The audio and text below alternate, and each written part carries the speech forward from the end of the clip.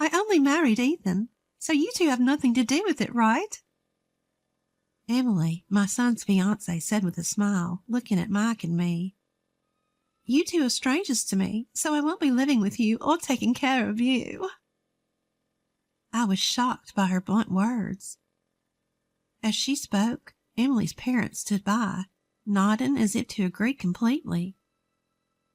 Emily is our precious daughter, and we've raised her with care. We can't allow her to take care of someone else's family, Emily's mother said in a sharp-tongued tone. Though I was taken aback, I answered politely, I understand. Mike and I hadn't thought for a second that we need Emily to take care of us. Yet I thought there was no need for her to say it that way. Moreover, who repeats strangers during a family introduction? I felt a little uneasy, but what Emily's true character revealed at that moment was just the beginning. My name is Michelle, and I'm 71 years old this year. My family includes my husband Mike, who's a year older at 72, and my son Ethan, who turns 42 this year. Ethan, perhaps because he's an only child, has a gentle and relaxed personality. After graduating from science graduate school, he works in research at a major manufacturer. After getting a job, he started living alone comfortably in a condominium near his company. Judging by the rather upscale condominium, it seems he's earning a decent salary. I'm not worried about that, but as a parent, I also hope he finds someone nice to settle down with. Of course, it's Ethan's choice, and I can't force him. That's when it happened. Ethan casually came home and reported, a little shyly, Actually, I'm dating someone right now. I'm thinking of getting married. I want to introduce her soon. Mike and I were surprised, as he had never shown any interest in women before. Sure enough, I must admit that I felt relieved. Well, isn't that wonderful? I said.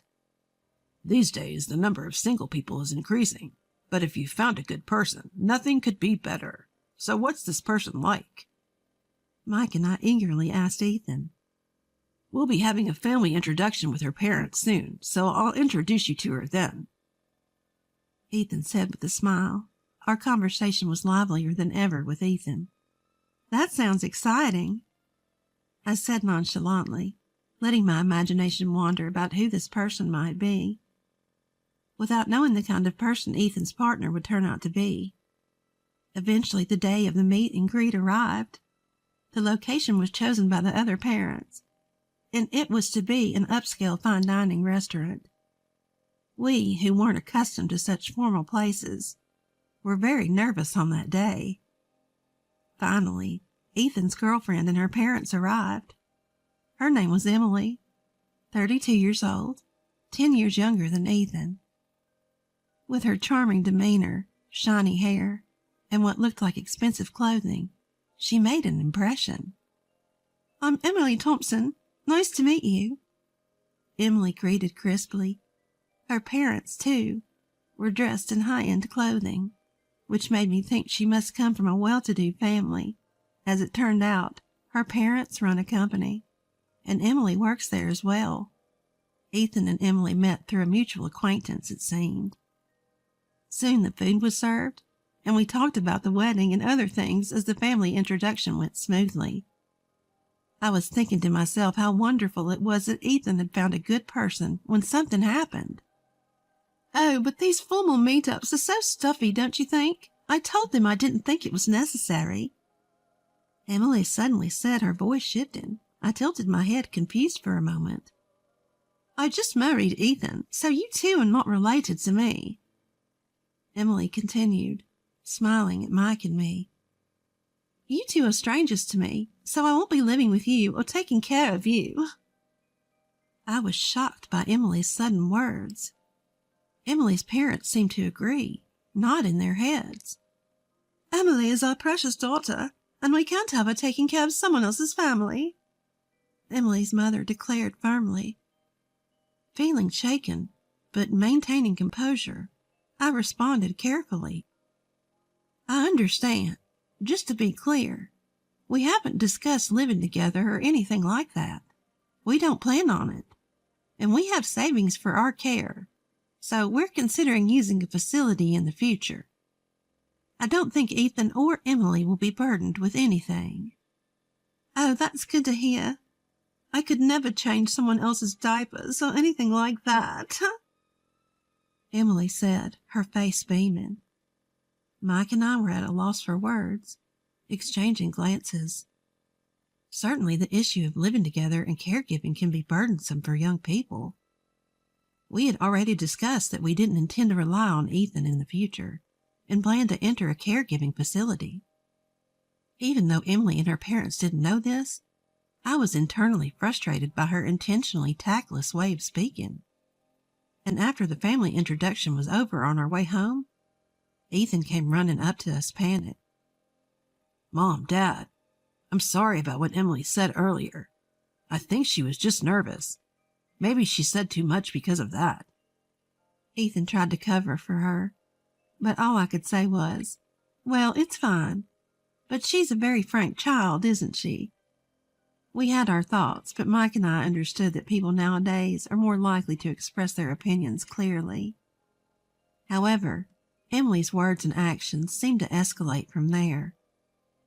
It appears that Ethan and Emily decided to move forward with the preparations for the wedding. I talked to Ethan on the phone briefly, and he told me that the venue was in Emily's hometown, and the dates were all set according to Emily's convenience.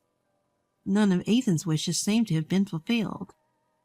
Mike, having a bit of trouble with his legs, had suggested, "Wouldn't it be better to have an accessible venue?" But it seems he was overridden by the desire for a venue with beautiful decor. Are you okay with that? I couldn't help but ask, concerned. It can't be helped. The wedding is mainly about the woman.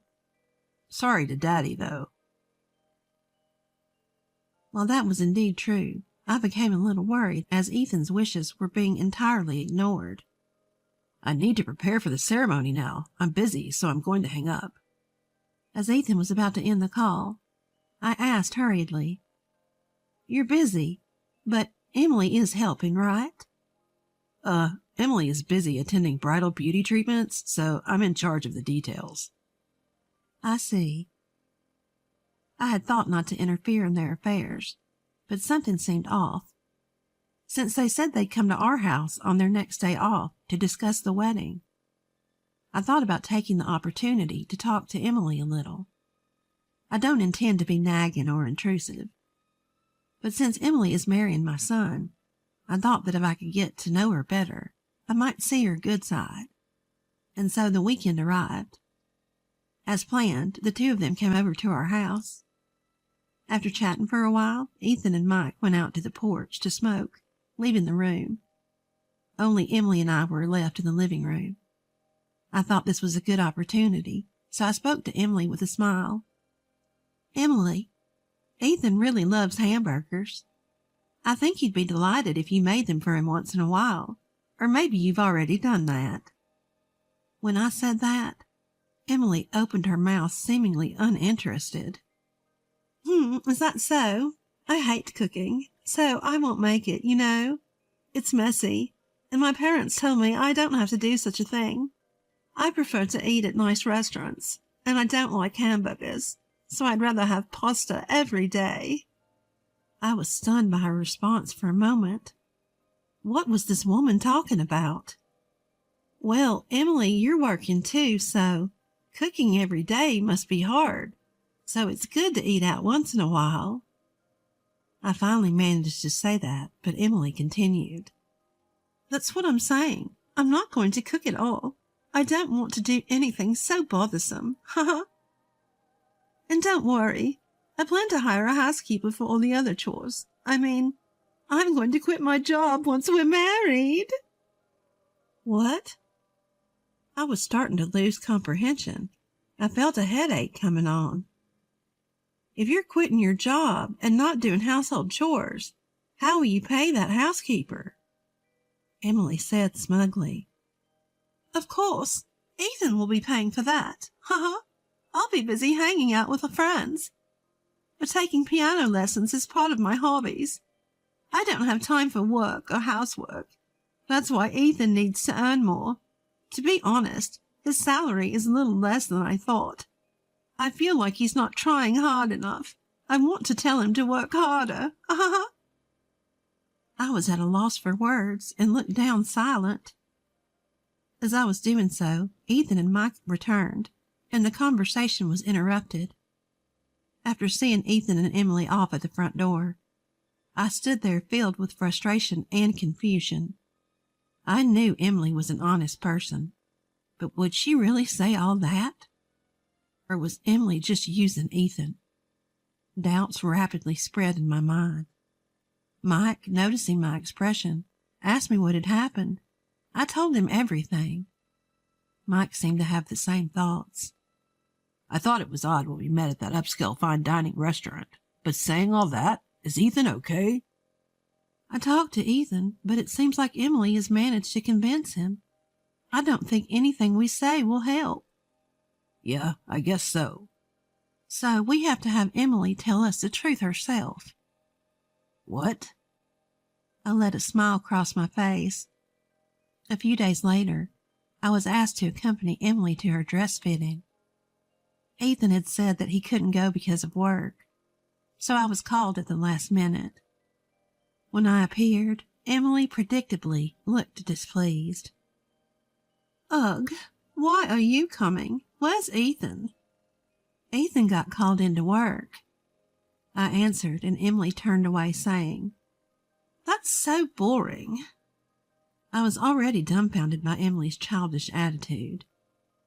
Regaining my composure, I calmly watched Emily as she changed into various dresses. Emily was with Emily's mother, and they were exchanging opinions back and forth. Mom, what do you think of this dress design? I think the previous one was better. You're right. The shoulder line isn't quite right. They seemed to have no regard for me, continuing their conversation just between the two of them. Even when I tried to engage them in conversation, they answered curtly. Emily's attitude was getting worse and worse, I thought to myself. Moreover, it seemed that Emily had been raised incredibly overprotected. Listening to their conversation, Emily was constantly asking her mother, Mom, I can't do that. Can you do it for me? Each time, Emily's mother would simply comply, saying, Sure, sure. Considering this behavior, it made sense why she didn't cook. I can't quite let go of the previous dress. Take a picture, will you? Emily spoke to her mother, but I held up my mobile phone with a smile. I'll take the picture for you. Really, Auntie? Do you even know how to use a mobile phone? Make sure to send it to my mobile phone once you're done. Emily was consistently sharp-tongued. I took a few pictures and then sent them to Emily. At that moment, a staff member in charge of the dresses approached me, so I set my mobile phone on the table. Are you the mother-in-law? This dress is now available at a more affordable price. The staff member quickly started pitching to me. I responded vaguely and brushed it off, but Emily and Emily's mother, thinking I was focused on the conversation with the staff, started talking freely. What they were saying was astonishing. Thank goodness we found a good cash cow, huh? Really, I'm glad he seems like a nice person. Yeah, he's a plain and unimpressive guy, but he has a decent income. His income and education are his only redeeming qualities. With that unfashionable appearance, if he couldn't marry me, he'd be single for life.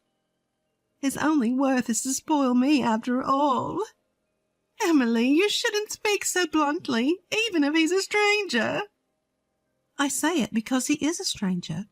That old lady was showing off too, saying she doesn't need care because she has money. She must be hoarding quite a bit. Anyway, whether there's money or not, I would never do something like caregiving. Changing a stranger's diapers? Absolutely impossible.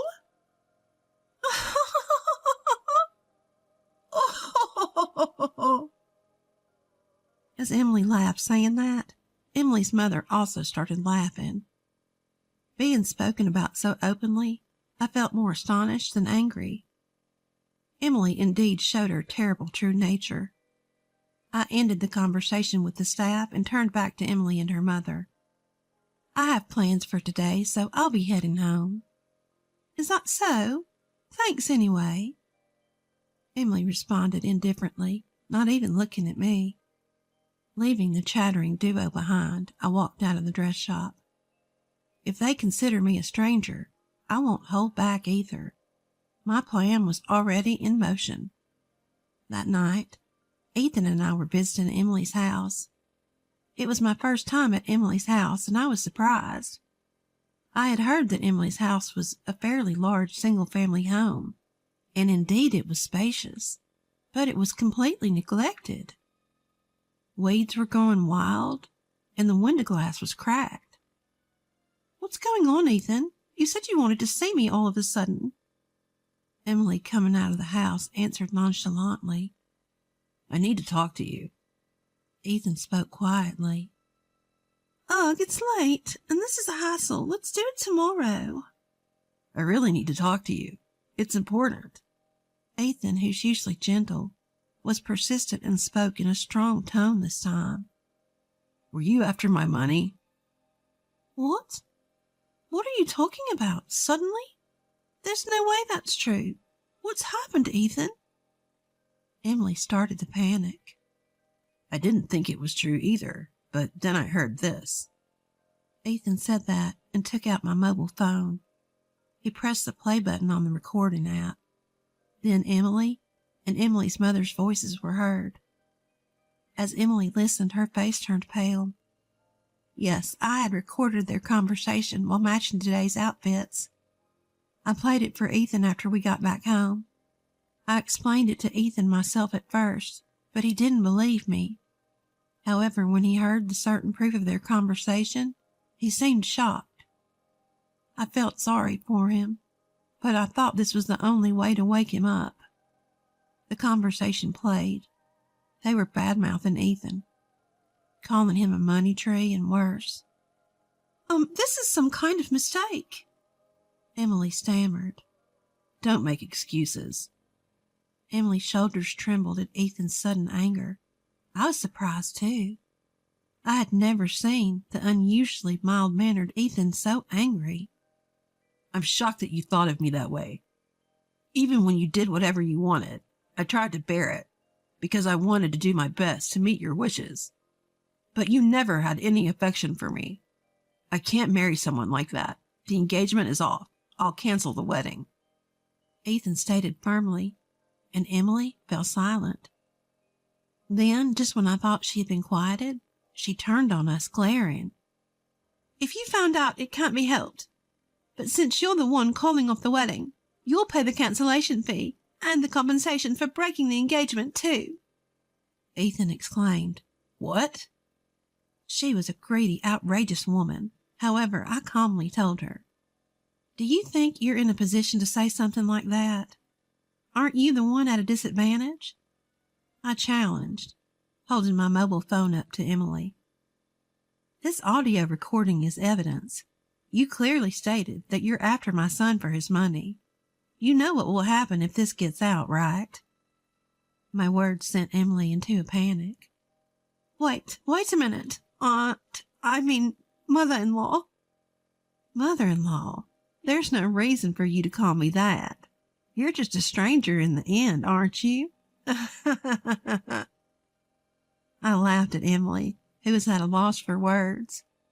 As you wish. I'll treat you as a stranger forever. I held back on speaking my mind because I thought you would become Ethan's wife. But if you're a stranger, I can say whatever I want. You're a money-hungry, useless woman. Ethan deserves better than someone like you. Emily's face turned bright red, whether from anger or embarrassment, and she trembled violently. Eventually, sensing something was amiss from our exchange, Emily's parents hurried over to us. What's going on here? I responded with a smile to Emily's mother, who asked with a composed face. This marriage is all It seems your daughter was referring to my son as a cash cow. We'll be billing you for the compensation for the broken engagement and the cancellation fee for the venue." Emily's parents turned pale at my words and began to stammer excuses. But I had said all I needed to say, and we had no more business in this house. "Let's go," I urged Ethan, preparing to leave Emily's house. But before we left, I turned back to her parents and added one more thing.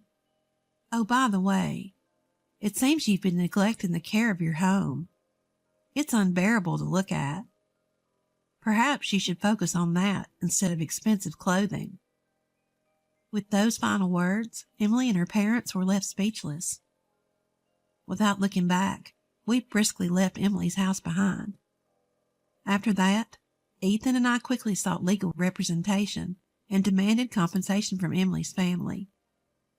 It was for the compensation of the broken engagement and the cancellation fee for the wedding venue. In such cases, disputes often arise, hinging on he said, she said, but thanks to the recorded evidence, the process went smoothly. We won the case, and Emily's family was burdened with debt. Later on, we heard that Emily's parents' company had already gone bankrupt. They used to be wealthy, living in a large house with a housekeeper and enjoying a carefree lifestyle. But a few years ago, with the economy taking a downturn, her father's company went under. They had been struggling financially, as could be seen from the condition of their dilapidated house. Yet Emily's family couldn't give up their flashy lifestyle. Even after going bankrupt, they kept up appearances, pretending to run a business, and never stopped wearing expensive items. Emily seemed to have hardly worked at all. After her parents' company went under, working outside the home was never an option for her. She tirelessly sought someone who could lavish her with luxuries on her parents' behalf, running around introducing herself to various people in search of a partner. She claimed to be a company president and played the part of a refined lady with her whole family. But her true nature was seen through by Ethan, her finally found partner, and the engagement was called off. After that, she approached various men, but her true identity was always discovered, and now it seems no one wants to associate with her. Ethan heard rumors from acquaintances about how the whole family was in dire straits. As for Ethan's life afterwards, after a few years, he met a wonderful person, and they married right away. She's an honest, kind, and loving woman. With her, there's nothing to worry about, he thinks. Even though a lot has happened, I'm truly glad that Ethan has found happiness.